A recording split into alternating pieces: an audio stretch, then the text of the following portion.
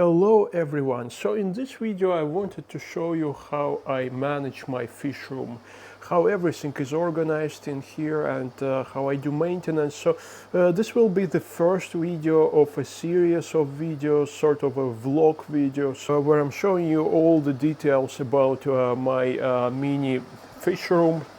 If you have seen my videos before, I only keep here L number plecos. Have 7 species of plecos right now in this space, and I breed them, I raise juveniles, and I keep adults in here. So all of these 8 tanks, fish are only in 7 of these tanks. In that tank over there I only have, I have a few juvenile L333 king tiger plecos in there, but mostly it's for my colony of yellow sun-kissed neocoridina shrimp, so it doesn't really have fish apart from those juveniles. But all other tanks are with fish with L number plecos. These are species only tanks, so in each tank I keep 1 species of pleco. Sometimes when I have juveniles I would mix them up. If they're hypancistors, for example, I would keep them in 1 tank while they're the same size, but eventually I would organize them into different tanks. So without any further ado, this is sort of an introductory video where I provide all the details about this small fish room. And as you can see, this is a very small space under the staircase storage room originally, and I sort of repurposed it towards a fish room. It was not obviously supposed to be something similar to a fish room, so I've changed the floors, I've changed the wall insulation here, because this is an outside wall. It is facing an elevator shaft on the other side, and it's a cold wall. Used to be a cold wall, but now it's very warm. I have a small dehumidifier in here because it helps me a lot with maintaining necessary humidity levels. Most of the times I keep the door closed in so I don't lose any heat, and the room is heated by this small fan heater which I have in here. I'm trying not to keep it on the floor in case of any leakage, in case of any water spillages, so there will be no contact between this electric device and water. So it's on a holder. I don't remember what this holder is from. No, I can't remember what this is from, but definitely not from this heater. So this heater, it's very simple and cheap heater. I think I've bought it on eBay for like 20 pounds or something like that. But nevertheless, it has a temperature setting. I switched it off right now because normally it's on 29 degrees Celsius, and when the temperature drops below 29 it switches on. Now I switched it off while I'm filming this video because it's just too hot in here, and it's very difficult for me to stay for longer periods of time if it's on 29 degrees Celsius. But after the video I will switch it back, and it will sort of heat up the temperature back to 29 degrees Celsius. The reason why I keep it so warm is primarily because all of these fish, they need warmer temperatures. They need temperature at around 29 degrees Celsius. So in these 5 tanks here I have no heaters, and basically they depend on this fan heater. I only have heaters in this 1, 2 and 3 tanks here because they're facing the door. So obviously I have insulated this area in here so there is no cold coming through, but nevertheless when I open the door obviously they cool down. And I have here relatively sensitive species of hypancistors. For example, here Hypancistros zebra, Hypancistros 236 in here, and king tigers down there, and they need warmer temperatures. That's the reason why I'm keeping heaters in all of these tanks, and I'm keeping them at about 30 degrees Celsius. Well, actually I keep zebras at higher temperature. I keep them at 32 degrees Celsius, also because they are juveniles and I'm trying to grow them up faster. Well, I will go through the way my pleco tanks are organized, which might be helpful to some of you. And we'll start with raising tanks. Like this tank here is a raising tank. This is where I'm trying to grow up my Hypancistros zebra. It's a very basic setup. I have here a power head a relatively powerful power head because they need a lot of flow. And I have a sponge attached to the intake of power head. It's quite hard to see it, but it's just in here. It's a sponge that basically captures all the fine dirt and all that other stuff which otherwise would get inside the power head. And also because I have Neocaridina shrimp in all of my tanks, I'm keeping these sponges on the power head intake so that shrimp or the juvenile shrimp, they don't get sucked in. It's hard to see the sponges because of the dark background, but they're there. I also have relatively large sponge filters in each of my tanks.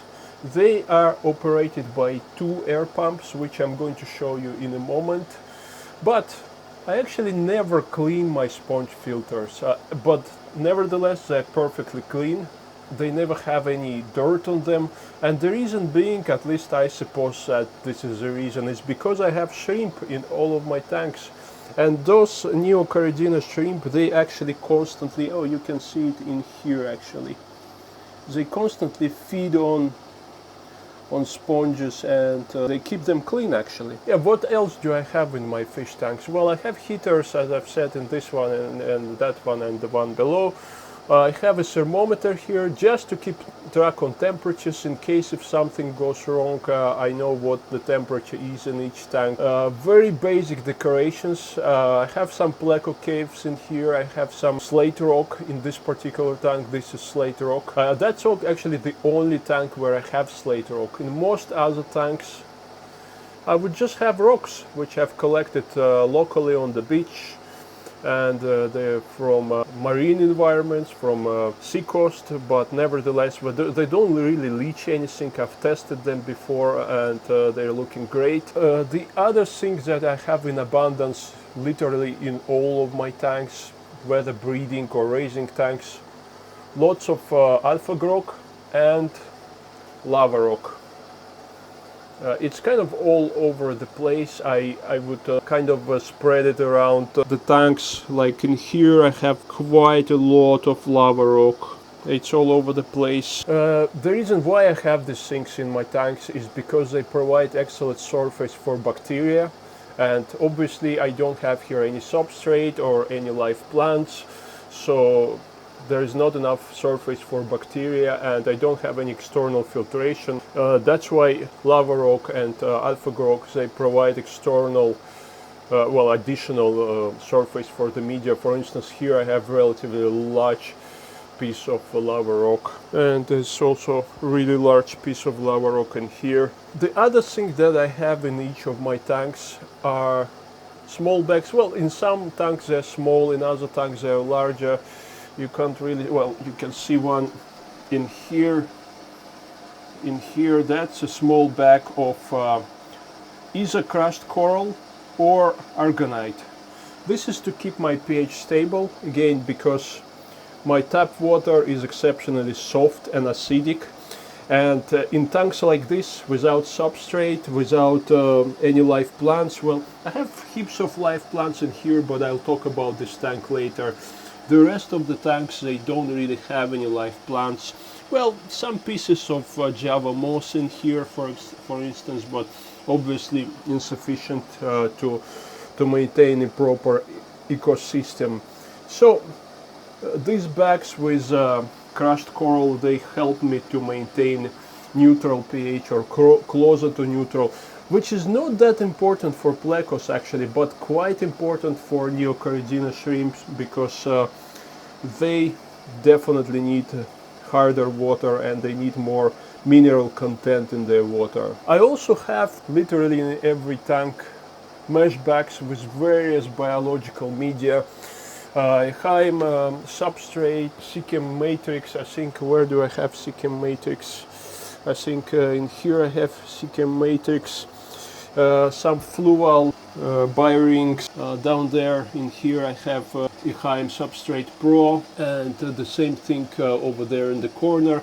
And all of this media obviously is positioned close to the power head outflow, so the flow goes through that media. Like in here, flow goes that way around the media, and In here it also goes kind of around the media, and that way it basically provides more surface for beneficial bacteria and provides extra biological filtration, which we actually need in tanks like this, where there is literally no other chance for bacteria to exist, because there is no substrate, no live plants, and no external canister or some filtration.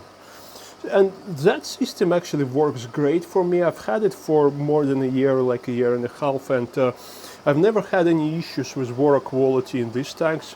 I feed them heavily, actually. I feed them a lot of protein-rich foods because that's what they need. The nitrates, nitrites and ammonia, they always stay low, although obviously these tanks don't have a lot of filtration, like canister filtration. Obviously I'm doing water changes, but I'm not doing as many water changes as you would expect. On average, for example, this is my largest tank. It is about 140 liters. I'm not sure how much it is in gallons, but obviously it's not a large tank. It holds my colony, breeding colony of Hypancisters L333, King Tiger Plecos, and there are about 20, well, there is about 12 adults, and the rest are sub-adults, basically their offspring, and unknown number of juveniles. I don't know how many juveniles are in here, but I've seen recently just really tiny juveniles darting around the tank. So it's quite heavily stocked. I do on average 1 or 2, like 30% water changes per week on this tank, the same on other tanks. And that's normally sufficient to keep the water quality perfect. Some of the tanks, for example, this is a tank where I have a group of long fin green dragon bristlenose plecos. You can see one of them in here. And as you know, ancestors plecos, bristlenose plecos, are messy eaters. They poop a lot, they produce a lot of waste, so I have to do more water changes on this tank, for example. There's just no way around, and this is also a smaller tank. I've made it myself from IKEA shelf glasses. Like here you can see that's an IKEA sticker. I've made this tank also myself from IKEA shelf glasses, and they're cubes and they hold approximately 45 liters of water. They're perfect for a smaller group of smaller plecos, like for example this long fin bristlenose plecos. These guys are not breeding for me yet, but they were really tiny juveniles. They have grown up in here and now they're young adults, so I'm hoping that they will start breeding. This is a tank where I have my group of Picoltia compta, or leopard frogs. They're also young adults. I've bought them as tiny juveniles, and hopefully they will start breeding again. The only tank which sort of organized differently in my fish room is this tank here. So this tank holds my group of Panaculus 397, also known as red tiger plecos or red alencar plecos. And they are, well, I wouldn't say they're wood eaters, but they certainly chew on wood. They eat bacteria from wood, and they need considerable numbers of driftwood, which they sort of solving off when they feed on it. So this tank has a lot of driftwood, and most of them are actually live on these pieces of driftwood. And they are sub-adults as well, so they're not making use of those Pleco caves which I've added in here, but I believe once they grow up they will use these caves. Again, you can see that I have a sponge filter, large sponge filter, and it's full of Neocaridina shrimp. In this tank I have Skittles, so these are shrimp of different colors, mostly yellow and orange, and they would stick, they will sort of stay on that sponge, feeding off it, and that keeps the sponge clean actually. So I've never even have to take it off or clean it or something like that. I also have Amano shrimp in here. You can see one of them in here. So moving on, and this is also one of my raising tanks. It has some Pleco caves of different sizes. I have here a group of my Hypancisters L260 Queen Arabesque Plecos. lots of shrimp in here as well, and pretty much the same structure. A bag with coral sand, a bag with some biological media, lots of lava rock, alpha rock in here, and some flat rocks from a nearby beach. So in here I have two air pumps which supply with oxygen all of my tanks.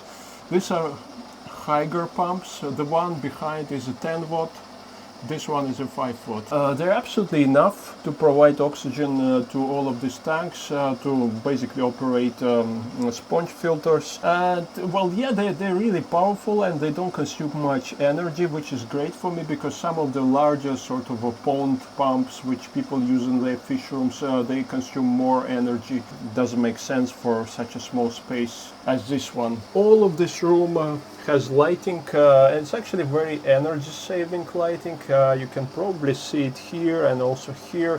These are 2 watt LED lamps. Obviously in total I have here about 20 watt of electricity. This is very efficient and effective.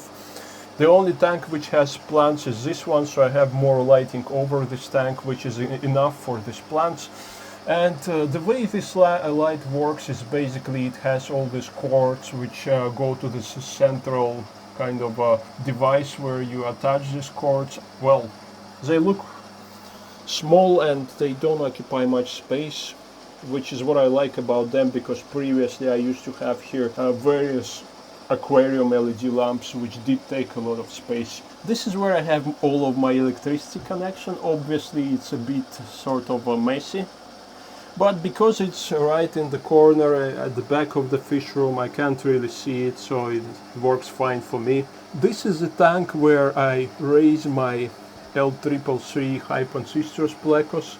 Currently there are probably around, not so many, 5 or 6 juveniles.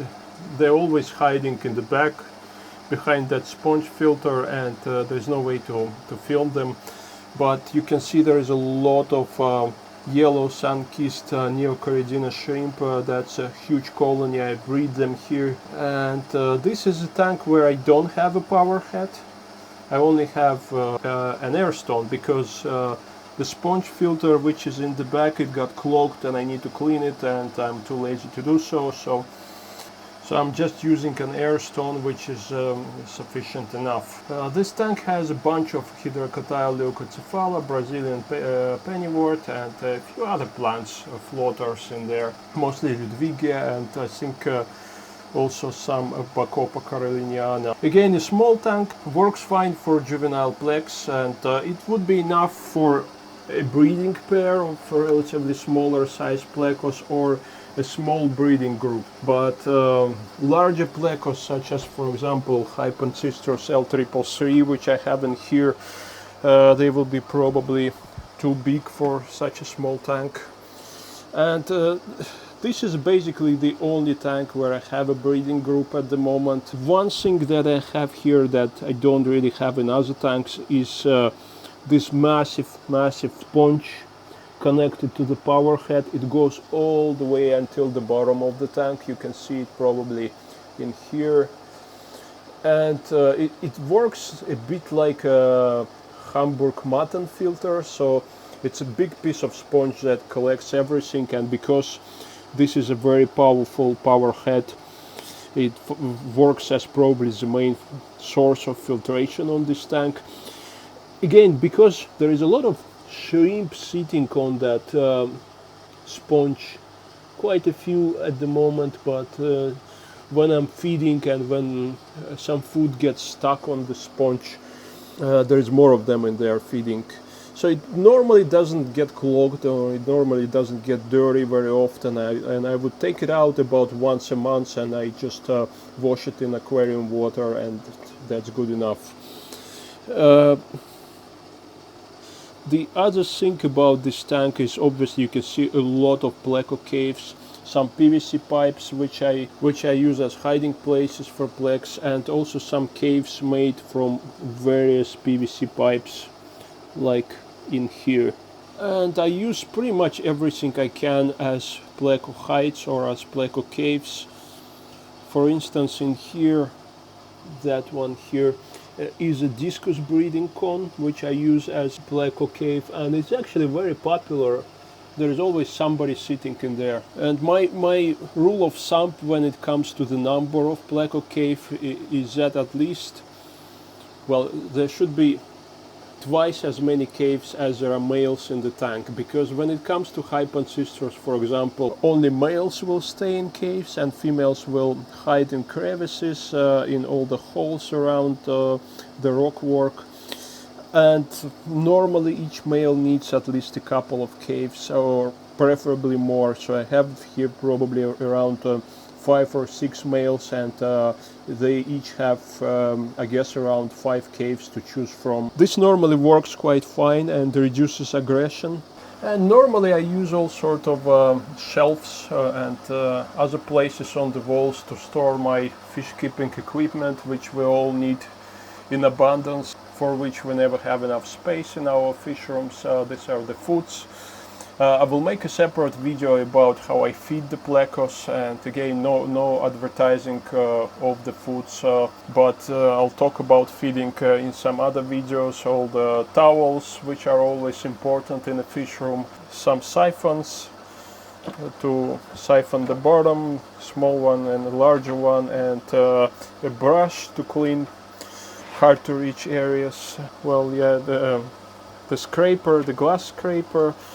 And basically that's all the equipment I need for this fish room. And yes, I have my buckets outside, and I have canisters with some filtered water, which I use for water changes. But water changes will be a topic for the next vlog video. I will show you how I do water changes on a couple of these tanks. Obviously doing water changes on upper level tanks is easy, but doing water changes on this floor, well, lower level and especially floor based tanks are a bit of a challenge. I'll take you through my methods of doing water changes on these tanks, and they actually have been time tested and work quite well for me. I keep these tanks very clean, and it doesn't take me too many efforts to maintain these tanks clean. So in the next video we're going to do water changes probably on this tank because it's always dirty, and possibly on this tank as well because it's also dirty. And although it's not on the floor, there is some space in here. It is still fairly difficult to achieve a siphon in here because it's a low tank. It's only 1 foot high, 30 centimeters high.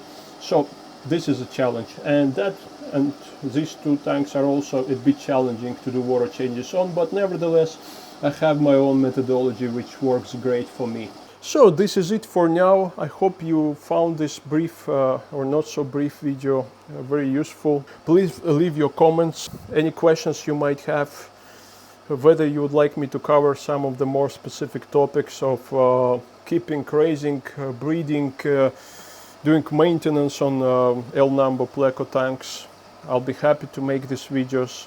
In any case, in the next video we're going to do water changes, and in the video after that we're going to feed all these fish, and we'll see what else we're going to cover in this series of displaying my mini fish room. Alright, so thanks for watching. Don't forget to subscribe if you haven't subscribed yet, and I'll see you soon.